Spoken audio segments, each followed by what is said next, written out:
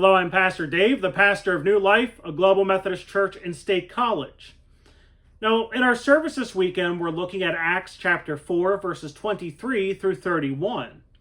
And in this passage, we hear of the prayers of this first church that God may grant them boldness to share the good news. Now, as we continue our time in the book of Acts, both in sermon and in Bible study, so far, there are two things that we can definitively say about the early church. The first is that they spent a lot of time in prayer, and the second is that they were definitely bold in sharing their faith. This isn't something that's easy for us to do. In many ways, our culture is one that tells us to keep faith to ourselves, that it's a private matter. But that's not what Christ tells us. That's not what the early church did.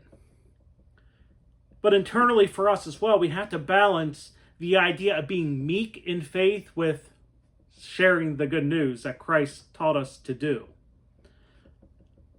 How we do that is what we're going to look at this weekend. So I invite you to worship at 10 a.m. at the Center Learning Community Charter School located at 2643 West College Avenue in State College.